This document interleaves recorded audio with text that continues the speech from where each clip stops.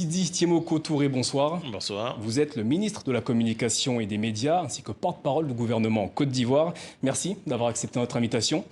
L'Union européenne a appelé hier la Côte d'Ivoire à respecter les libertés publiques et à organiser un processus électoral impartial, transparent, inclusif et équitable. Selon vous, toutes les conditions sont-elles réunies pour la bonne tenue du scrutin le 31 octobre prochain ?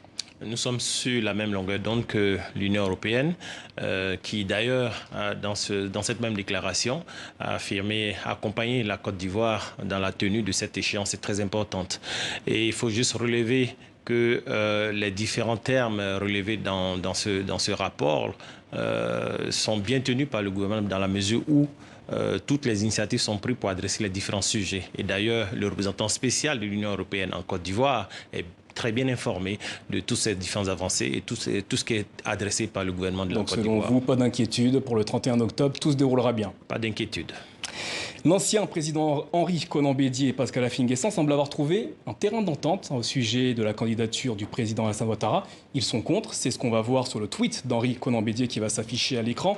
L'unité d'action évoquée par les opposants ivoiriens suscite-t-elle des craintes au sein de la majorité? Pas du tout, dans la mesure où la démarche du président de la République a toujours été que les Ivoiriens se retrouvent sur des centres d'intérêt communs. Et le champ politique qui s'ouvre dans la perspective des élections prochaines appelle forcément à des coalitions. Et c'est ce qui est observé, c'est la dynamique de la démocratie à l'ivoirienne.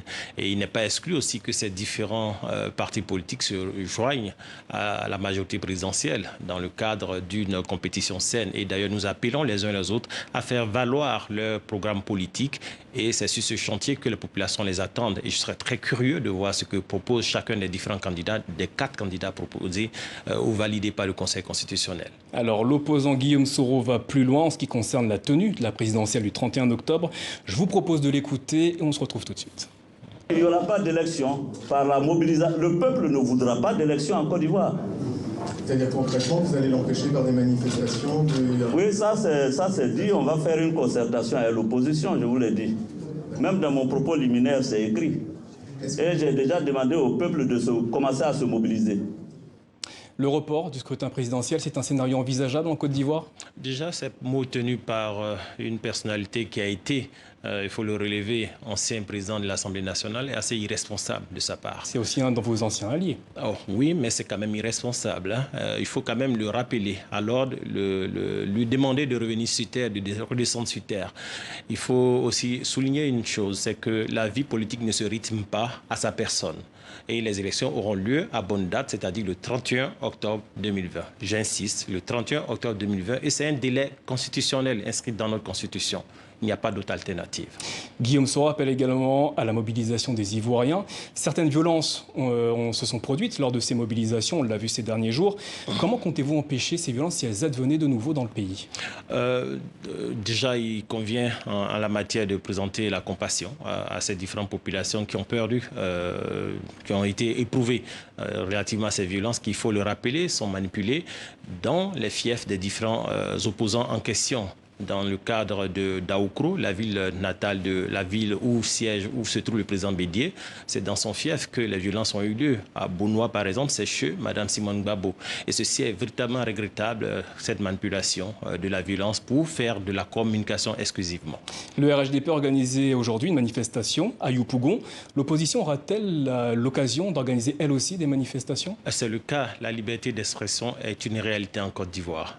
Ce que nous déplorons, c'est l'utilisation de ces manifestations pour attenter au bien des personnes et souvent à la vie de certaines personnes. Et c'est ce qui n'est pas autorisé. Mais la liberté d'expression est une réalité en Côte d'Ivoire.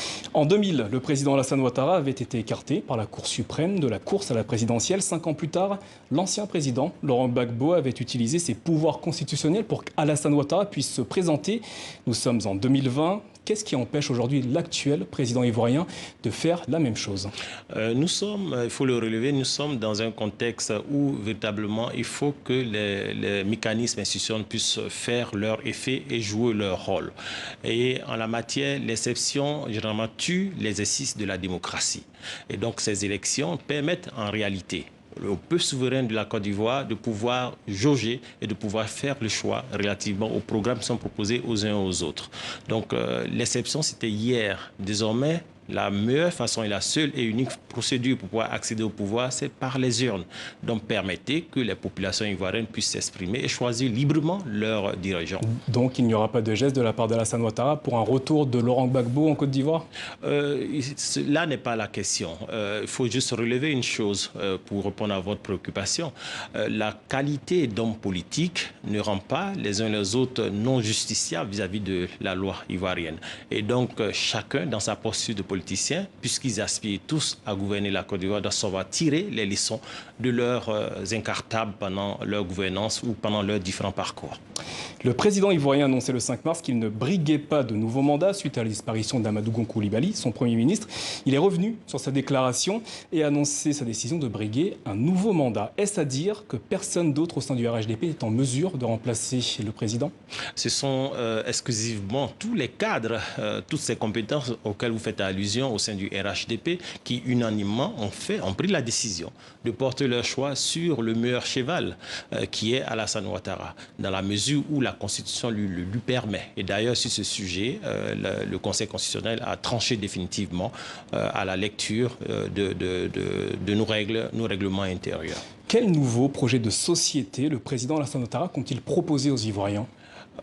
J'aimerais vous ramener à cet effet au succès de sa gouvernance sur ces 9 dernières années. J'aimerais vous rappeler qu'en 2011, lorsqu'il arrivait, le taux de pauvreté était à 55%. Et après une évaluation en 2018, le taux de pauvreté a chuté jusqu'à 39%. Sur le chantier de l'électrification, l'électricité, le taux d'électrification en Côte d'Ivoire était aux alentours de 40%. Aujourd'hui, nous sommes à pratiquement 80% de taux d'électrification. J'aimerais même adresser la problématique du salaire minimum interprofessionnel garanti, le SMIC, qui a été porté de 30 000 à 60 000 francs CFA. Donc, quelqu'un qui a performé autant sur les différents indicateurs d'amélioration du vécu des différents Ivoiriens ne peut que faire davantage dans une telle compétition lorsqu'il sera élu après, dans le cadre de sa gouvernance 2020-2025.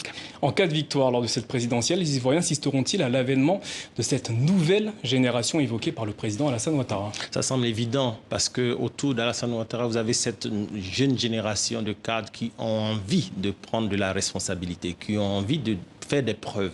Et donc, elle sera forcément à la manette et à l'action. Merci Sidiki Meko Touré d'avoir répondu à nos questions ce soir. C'est moi qui vous remercie.